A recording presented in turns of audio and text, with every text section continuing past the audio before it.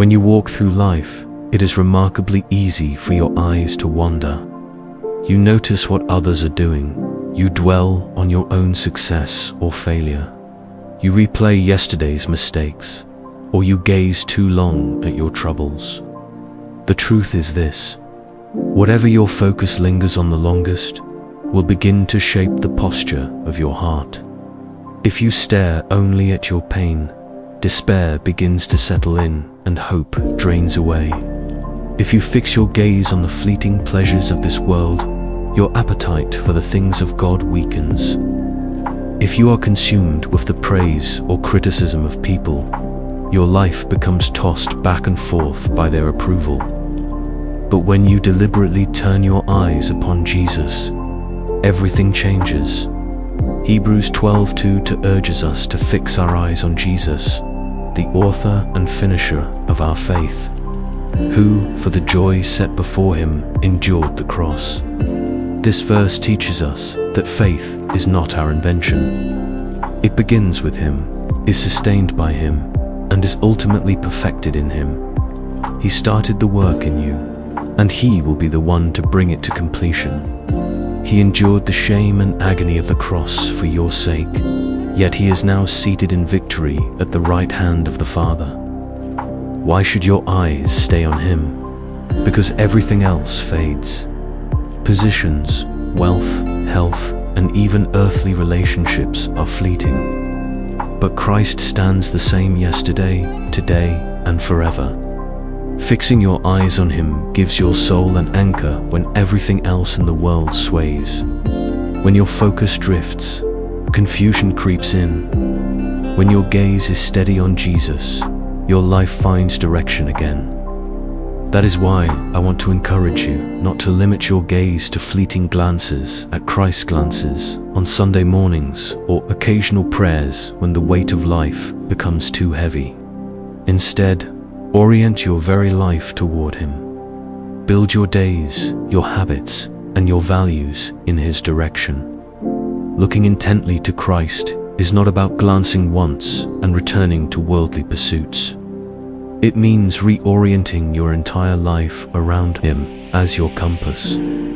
Looking at Jesus means cultivating hunger for God. Hunger compels you to seek him more deeply than convenience allows. It pushes you to pray with urgency rather than passivity.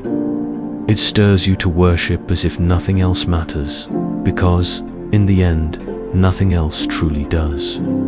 Shallow faith will not suffice. Casual religion will not carry you. It is wholehearted devotion that sustains. Jesus made this clear in Matthew 16:24, saying, "If anyone would come after me, let them deny themselves, take up their cross, and follow me." Self-denial cuts against our culture of indulgence. Taking up the cross cuts against desires for comfort, ease, and applause. Yet discipleship is costly, and the cross, though heavy with sacrifice, is equally filled with life. The cross is both death and resurrection, sorrow and triumph, surrender and eternal hope. So the searching questions come to all of us. Am I truly willing to follow? Am I willing to let go of what is temporary in order to gain what is eternal? Am I ready to let my flesh be crucified so that Christ can live more fully in me? Following Jesus will always carry a cost ridicule loss. Sacrifice, but it will cost far more not to follow him. The Apostle Paul helps us see value clearly in 1 Timothy 4-8, reminding us that physical training has some worth. But godliness carries promise for both this life and the life to come. The world places more value on outward strength and appearance than on inner humility and surrender. People spend fortunes maintaining bodies and reputations, yet devote little to nurturing souls. But godliness never depreciates in value. It endures beyond the grave. It secures hope in the present and joy in eternity. The deception of the enemy is to convince us that we can be good enough through our own righteousness. that as long as we compare well to others, we are fine. That was the snare of the Pharisees, whose outward actions drew applause but whose hearts rejected Christ. But Christ does not measure us by comparison. The standard is God's holiness and surrender to His Son. True righteousness is received by grace, manifested through faith, and cultivated by obedience. A godly life is not one of convenience, but conviction. It is not lived by worldly measures, but by heavenly alignment. What does this look like? It looks like refusing to be carried away by the facts before your eyes, because faith declares that God is greater than what the facts say. The diagnosis may say it is impossible, but faith claims that Christ has the final word. The road ahead may appear blocked, but faith insists that God can make a way. Faith does not ignore reality, but it insists reality submits to God's sovereignty. A godly life also perseveres in prayer. Prayer is as essential to the soul as breath is to the lungs. Without prayer, faith weakens, discernment dulls, and hope flickers.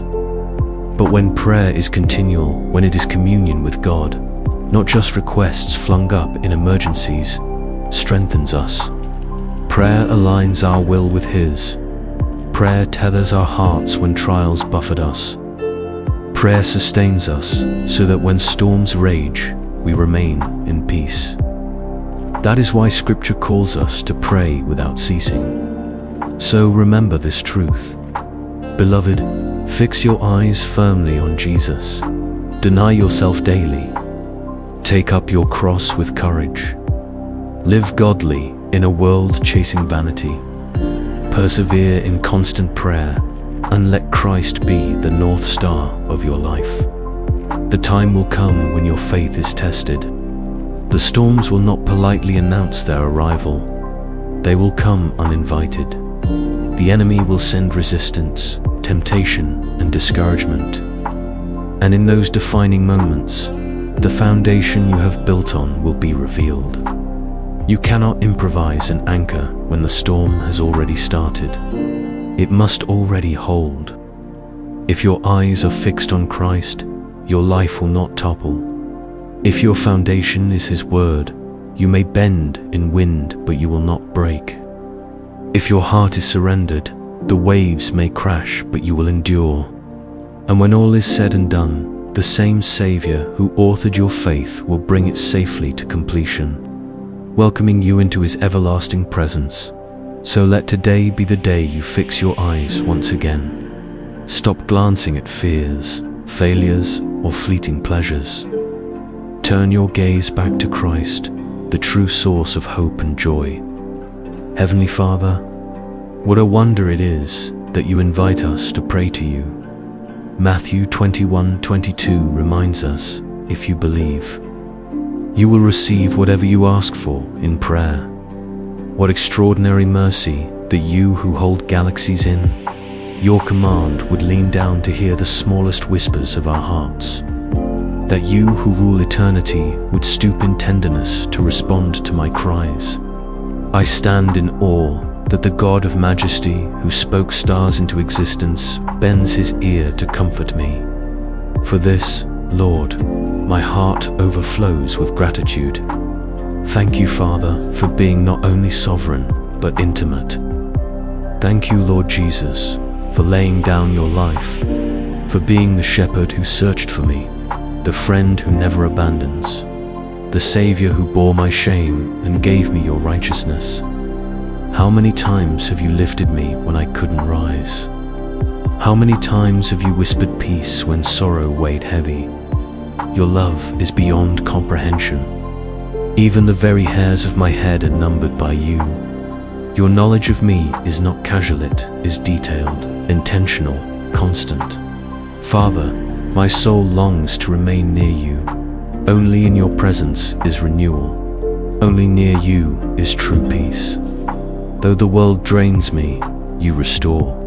Though troubles threaten to drown me, you lift me with hope. So Holy Spirit, help me walk closely. Teach me humility, stir gratitude, and guard me against pride, selfishness, and spiritual apathy. Fan within me hunger for holiness. Give me eyes to love what you love and the wisdom to despise what you despise. Lord Jesus, I believe you are working even when I cannot trace your hand. You are weaving good even through my valleys. You are present in silence as much as in celebration. And because you are sovereign, I surrender plans, ambitions, and even my tomorrows into your hands. Though tomorrow remains hidden to me, it lies open before you. And that is enough. I will trust you when skies are clear, and I will trust you when clouds hide the sun. I will lean not on my own understanding, but on your word and your character.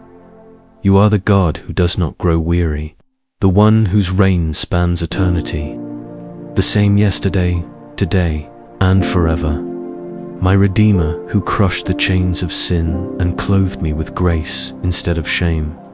My Lord who stripped death of its sting and replaced despair with eternal life. I rejoice, for the old has passed away and the new has come. I am yours redeemed, beloved, secured there. So Father, I exalt your name. From sunrise to sunset, may my life proclaim that Jesus reigns. Every breath, every step, every word, let it bring glory back to you. I rest in full assurance today. You are faithful, you are able, you are good. And I seal this prayer not in my strength, but in the mighty, victorious, precious name of Jesus Christ. Amen. Friend, if these words have touched you, join me in faith and say amen. Take courage for fixing your eyes daily on Jesus will shape your steps, sustain your soul, and secure your eternity. May the grace and peace of Christ surround you always, and may your life be marked by prayer, godliness, and worshipful surrender.